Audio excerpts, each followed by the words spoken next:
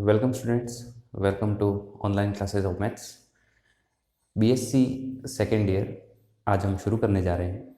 First year आपका काफ़ी खुशकिस्मती से अच्छा निकल गया, जिसमें बहुत सी किताबें ऐसी थी जो बेसिक थी, बट खैर जो हुआ अच्छा हुआ, आप आगे बढ़ गए हैं।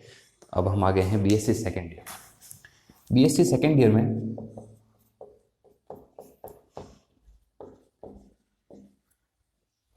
सेकेंड ईयर फर्स्ट ईयर की तरह इसमें भी वही पेपर्स हैं, बस थोड़ा सा डिफरेंस क्या है। देखो, पेपर वही 3 है। फर्स्ट पेपर आपका पूरा एल्जेब्रिक पोर्शन है, जिसमें बुक्स है आपके अग्रगत kiln,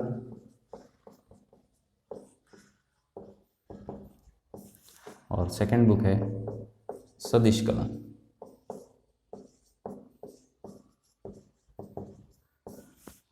paper second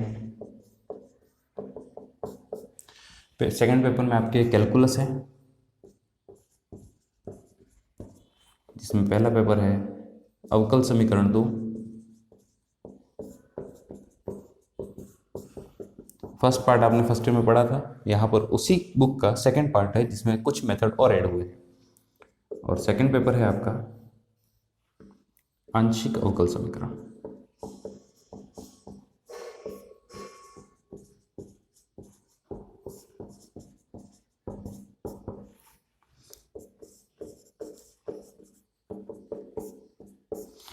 third paper आपका पूरा फिजिकल मैथ्स है,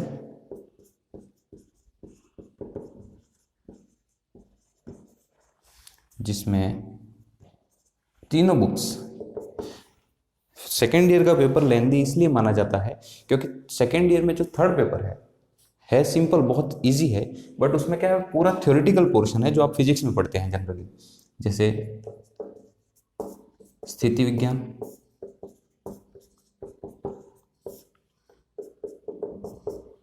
गति विज्ञान,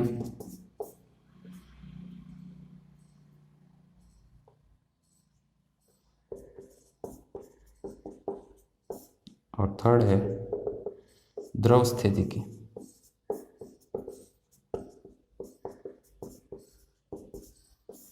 ये तीनों पोर्शन जो है, ये सारा फिजिकल मैथ्स जो आप फिजिक्स में पढ़ते हैं जनरली, वो सारी फिजिक्स की जितने भी मेथड्स है, जितने भी न्यूमेरिकल्स आप पढ़ते हैं, वो सभी इनमें आ जाएंगे। तो ये फिजिकल मैथ्स जो है वो थोड़ा सा लेंदी पेपर है, क्योंकि वो थोड़ी थ्योरेटिकल पोर्शन है थोड़ा सा। बट ये शुरू करें उससे पहले, थ्योरेटिकल है तो आपको थोड़ा इनिशियल क्या होता है कि मैथ्स में जैसे ही अगर पहले ही कोई मुश्किल टॉपिक ले ले तो थोड़ा सा समझने में दिक्कत होती है कि मैथ्स बहुत टफ है, लेंदी। बिल्कुल सेकेंड ईयर का सिलेबस बहुत लेंदी है, बट अब कुछ पोर्शन कम कर देने के बाद क्या बचता है ये आगे देखेंगे। बट इस पेपर को भी आप भूल जाओ थोड़े टाइम के लिए। जब हम पढ़ेंगे तब तीनों किताबें एक साथ पढ़ेंगे, बीच में कोई ब्रेक नहीं लेंगे। बट उससे पहले हमें पढ़ना है पेपर फर्स्ट और पेपर सेकंड। देखिए, पेपर फर्स्ट और सेकंड में जो अग्रगत कलन और सदिश कलन है, इन दोनों में बहुत सी चीजें ऐसी है जो आप आराम से कर सकते हो, बट इन दोनों में जो एक कॉमन फैक्टर है वो है इनका डिफरेंशियल। इन दोनों का एक कॉमन फैक्टर है, दोनों का मतलब अगर आपको अग्रगत कलन और सदिश कलन पढ़ना है तो पहले आपको कुछ वेरिएबल्स है, उन वेरिएबल का डिफरेंशिएशन आना चाहिए, और डिफरेंशिएशन के लिए पहले ये समीकरण आनी चाहिए।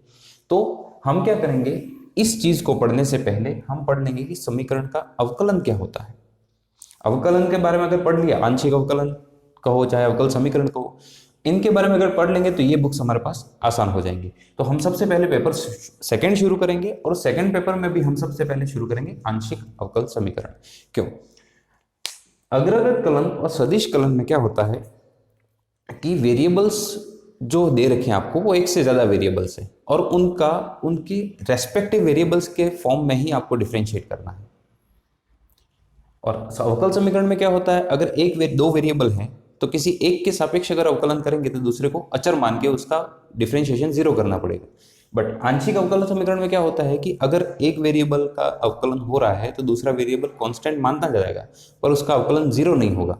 तो यही आंशिक अवकलन समीकरण का यहाँ पर हम उपयोग करेंगे। तो सबसे पहले हम यही शुरू करेंगे, आंशिक अवकलन से ही शुरू करेंगे हम।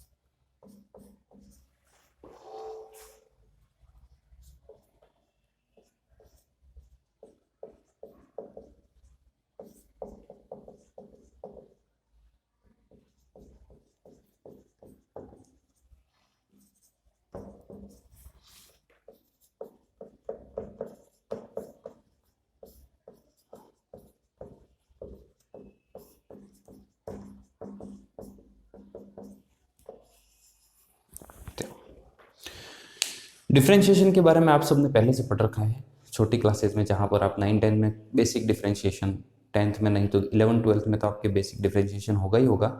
बेसिक डिफरेंशिएशन के बाद में आपने फर्स्ट ईयर में अवकल समीकरण एक पढ़ा, जिसमें आपने अवकल समीकरण के बहुत सारे मेथड्स पढ़े, बहुत सारे तरीके पढ़े डिफरेंशिएशन करने के, और अवकल समीकरण 2 यहाँ पर है।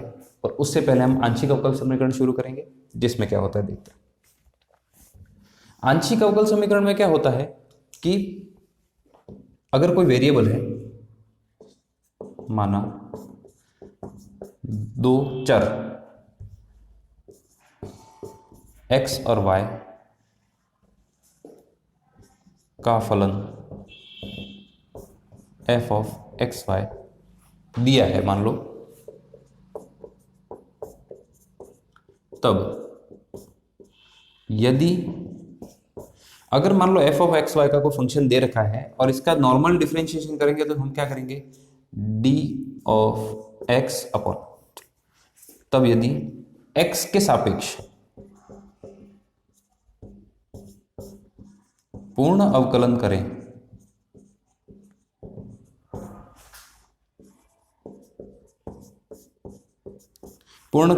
करें तो क्या होगा, d बाय डी एक्स के सापेक्ष फंक्शन ऑफ एक्स वाई।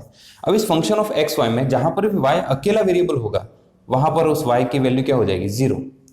तो d by D X, D F by D X लिखेंगे इसको, जहां केवल y, जहां y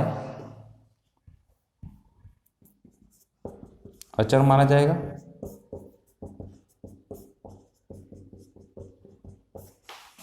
तथा x के साथ ना होने पर y का अवकलन शून्य माना जाएगा। अगर x y के साथ नहीं है उस फंक्शन में तो उस y का अवकलन शून्य माना जाएगा, और अगर x साथ में है तो उस y को y ही रहने देंगे और x का अवकलन हो जाएगा। ये तो होगी नॉर्मल डिफरेंशिएशन की बात। अब पार्शियल डिफरेंशिएशन में क्या होता है, पार्शियल डिफरेंशिएशन में क्या होता है, दो चरों x तथा y का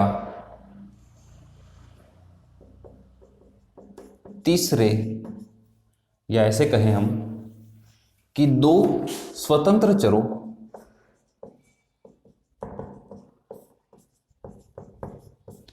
x व y का तीसरे परतंत्र चर z के सापेक्ष कोई फलन है माना। ये हमने मान लिया कि x और y दो स्वतंत्र चर हैं, मतलब किसी भी उसकी वैल्यू कुछ भी हो सकती है।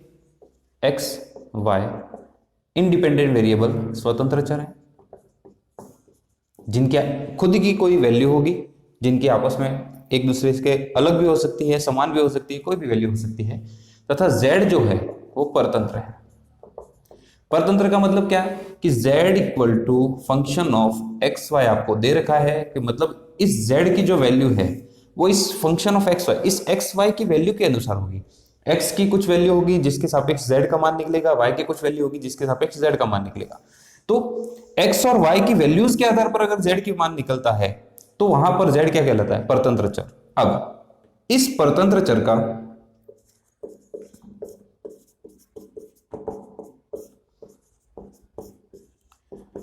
फलन में जितने भी वेरिएबल हैं, जितने भी चर हैं, उन सभी चरों के सापेक्ष अवकलन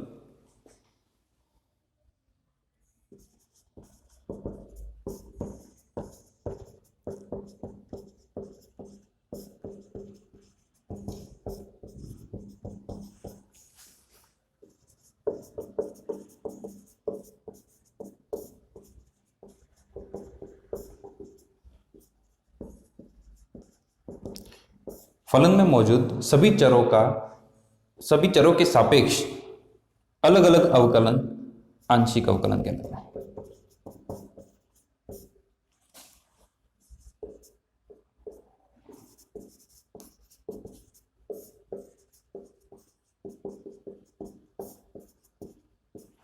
कैसे?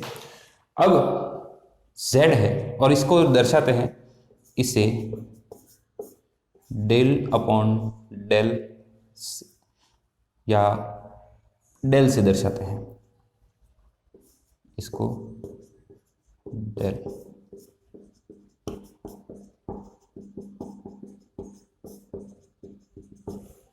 अब देखिए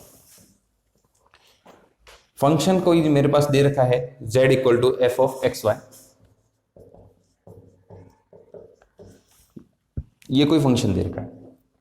अब इस फंक्शन का मुझे इस फंक्शन में मौजूद सभी वेरिएबल्स के सापेक्ष के रेस्पेक्ट में अगर डिफरेंशिएशन करना है, वो पार्शियल डिफरेंशिएशन। तो पार्शियल का मतलब होता है, मैंने आपको बताया कि इसमें मौजूद सभी चरों के सापेक्ष अवकलन। तो फर्स्ट क्या करूंगा, differentiate z with respect to x। तो डेल से दर्शाते हैं, तो डेल अपॉन किसके सापेक्ष, del x is equal to क्या हो जाएगा, del upon del x function of F X F Y. ठीक है, जहां पर y भी मौजूद रहेगा, एग्जाम्पल के तौर पे आपको और बता दूंगा मैं, पर फिलहाल डिनोटेशन देख लो। Differentiate z with respect to y, तो del z upon del y is equal to del upon del y function of x y. कुछ इस प्रकार से सॉल्व होगा। अब जहां पर x है वहां तो x के सापेक्ष अवकलन जैसे अपन करते आ रहे हैं वैसे ही करना है, बट अगर y अकेला भी है तो इस y का वहां पर जीरो नहीं होगा, वहां पर del y upon del x हो जाएगा। तो ये कुछ डिनोटेशन है। इसके बाद इसके क्वेश्चंस के बारे में बात करेगा। तो क्वेश्चंस के बारे में बात करने से पहले हम एक चीज और पढ़ लेते हैं। उसमें आता है आंशिक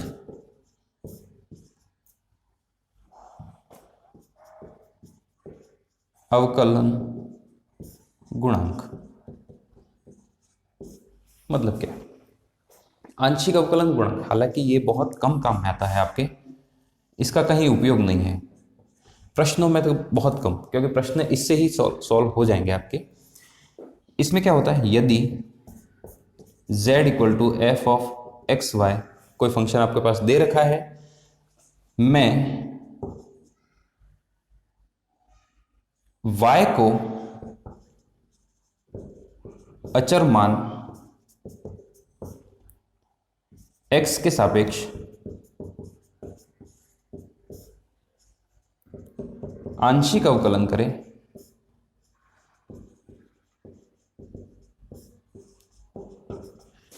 तो z का x के सापेक्ष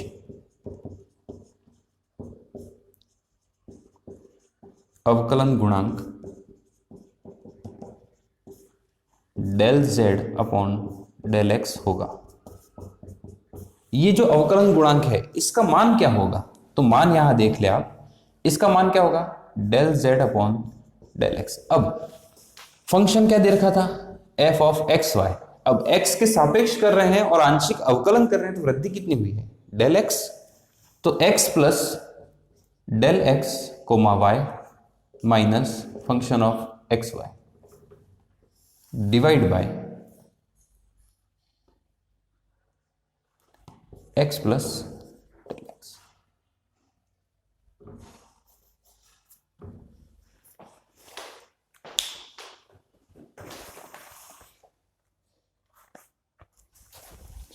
डिवाइड बाय डेल एक्स। इस डेल जेड की वैल्यू क्या हो जाएगी, क्या चेंज आएगा इस डेल जेड की वैल्यू में? अपॉन में तो डेल एक्स ही है, पर डेल जेड की वैल्यू में क्या चेंज आएगा? जहां पर Z equal to function of x Y था, वहां पर आंशिक अवकलन जब करेंगे तो ये जो डेल जेड है ये किससे बढ़ा? जेड से। जेड में डेल जेड की वृद्धि हुई। अब इस वृद्धि में क्या हुआ कि जो फंक्शन था एक्स के सापेक्ष था, तो पहले तो एक्स में डेल एक्स बढ़ा, वाई वैसा का वैसा रहा। अब इसमें से मैं function of x Y minus कर दूं तो इस जो बड़े हुआ पोर्शन है उसमें से पूरा फंक्शन माइनस करूंगा तो ये डेल जेड की वैल्यू आएगी मेरे पास, इसलिए मैंने ऐसा किया। तो ये किसका गुणांक हो गया? किसी फंक्शन z का आंशिक अवकलज x के सापेक्ष अवकलन गुणांक। इसी प्रकार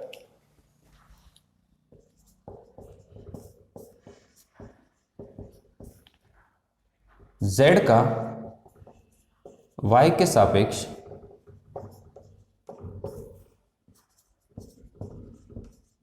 अवकलन गुणांक क्या हो जाएगा?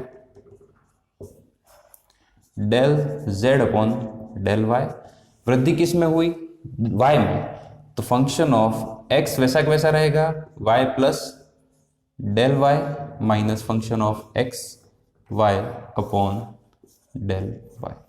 ये दो डिनोटेशन है, इनका उपयोग बहुत कम होता है, अगर कहीं उपयोग हुआ तो आपको बता दिया जाएगा, बट फिलहाल आपको ये सिर्फ याद रखना है।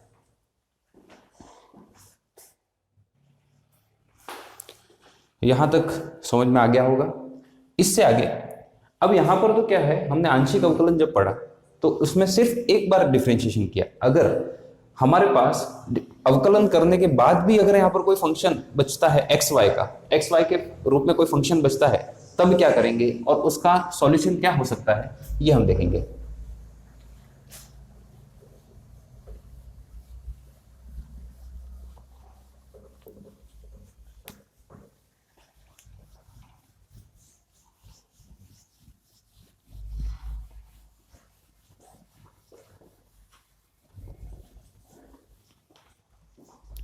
सॉल्यूशंस की बात करें तो एक वेरिएबल जब अपने लिया तो उस वेरिएबल को एक बार डिफरेंशिएट करने के बाद हमारे पास कुछ चीज़ें और बच जाती है। अगर बाय चांस मान लो हमारे पास फंक्शन और बचा तो हम पढ़ेंगे, मान लो उच्च कोटि के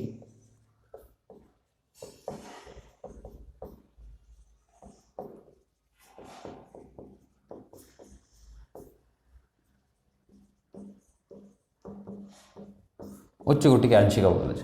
यदि हमने x z equal to x y को का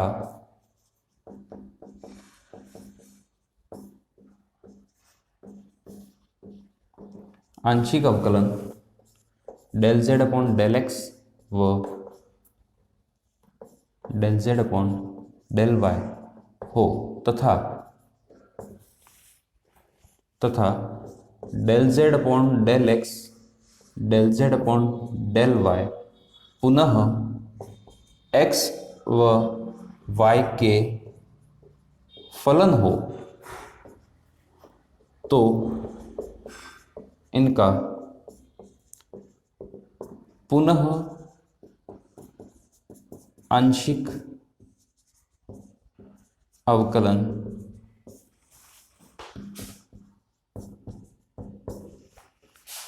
किया जा सकता है।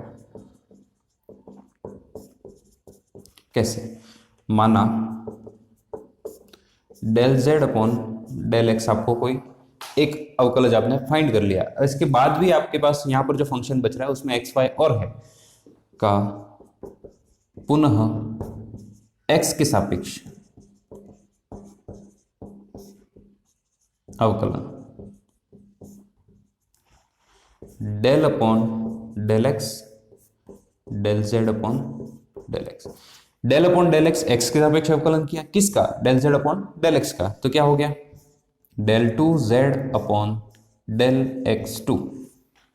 इसको ऐसे लिखेंगे। अगर ये तो पहला हो गया, वैसे ही दूसरा क्या कर सकते हैं हम कि del Z upon del x का y के सापेक्ष, तो क्या हो जाएगा? डेल अपॉन डेल y किसका? Del Z upon del X के सापेक्ष। तो क्या हो जाएगा? Del two Z upon del x del Y, कि पहले z का x के सापेक्ष अवकलन करो, उसके बाद y के सापेक्ष अवकलन करो, तो हमारे पास ये वैल्यूज आ जाएगी। सिमिलरली y के सापेक्ष जब करेंगे, y del z upon del y का y के सापेक्ष करेंगे, तो del two z upon del y two आएगा। Del z upon del y का y के सापेक्ष अवकलन, तो del upon del y del z upon del y, तो क्या हो जाएगा? Del two z upon del y two. इसी प्रकार del z upon del x del y का x के सापेक्ष क्या हो जाएगा? Del upon del x del z upon del y, del two z upon del y del x। ये कुछ अवकलन है, अवकलज है, जिनको आपको प्रश्नों में यूज करना पड़ेगा। कि आपको पहले u कोई भी x और y के फंक्शन या z का फंक्शन दे देगा और आपको कहेगा कि इससे आप x के सापेक्ष या y के सापेक्ष अवकलज ज्ञात कीजिए, या x और y के सापेक्ष उच्च कोटि के अवकलज ज्ञात कीजिए। तो जैसे जैसे प्रश्न आएंगे उसी प्रकार से हम उसको सॉल्व करते जाएंगे।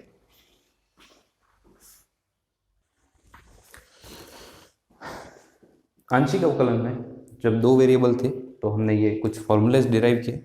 अब कुछ क्वेश्चंस की बात करें तो एग्जांपल के तौर पे मैं एक बेसिक सा क्वेश्चन लेता हूं, उस क्वेश्चन का आपको समझाने की कोशिश करता हूं, देखते हैं क्या होता है।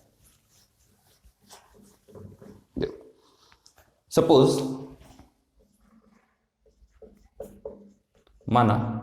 Given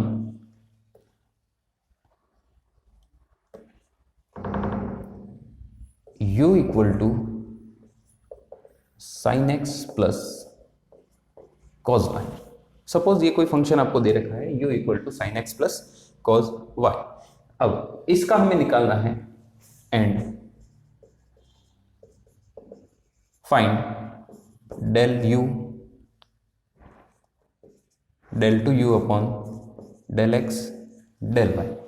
del two u upon del x del Y निकालना है हमें इसका, और u इक्वल टू आपको दे रखा है sine X plus cos Y.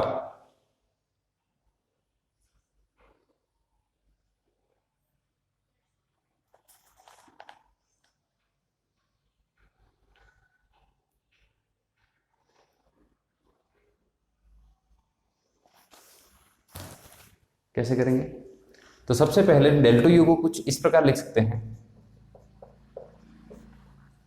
Del upon del X into del U upon del Y, ये लिख सकते हैं।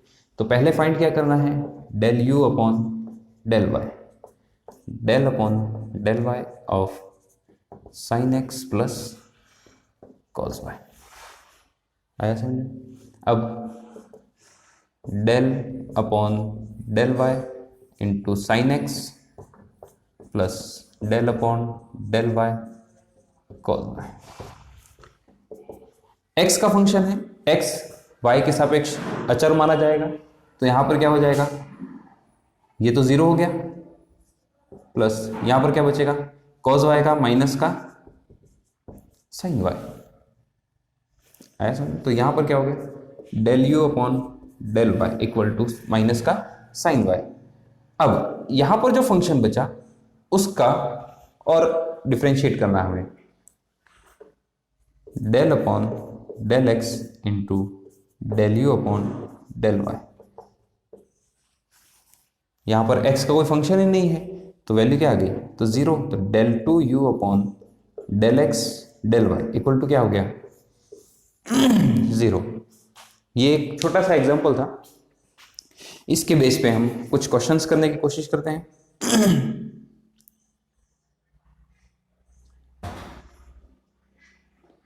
जैसे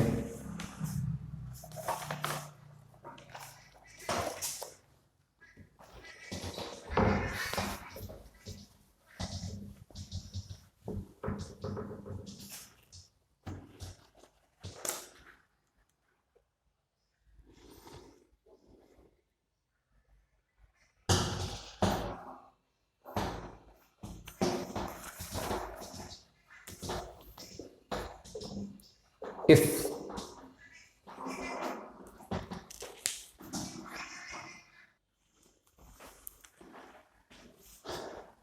आंशिक अवकलन से संबंधित कुछ प्रश्नों की बात करेंगे, बट प्रश्नों की बात हम अगली क्लास में करेंगे। फिलहाल आपको जो जो आज हमने पढ़ा उसके बारे में एक थोड़ा सा ब्रीफ और दे देते हैं हमने सबसे पहले पढ़ा आंशिक अवकलन, किसी function z equal to F of x y दे रखा हो, उसका आंशिक अवकलन करें तो del Z upon del x तथा del Z upon del y दोनों के सापेक्ष अवकलन करना पड़ेगा। अगर इसके बाद भी कोई फंक्शन बचता है जिसमें एक्स और वाई का फलन हो, यहाँ पर भी एक्स और वाई का फलन आता है, तो इसका दोबारा से आंशिक अवकलन किया जा सकता है, जिसका कुछ इस प्रकार से मान आएगा। Del Z upon del x का यदि एक्स के सापेक्ष करें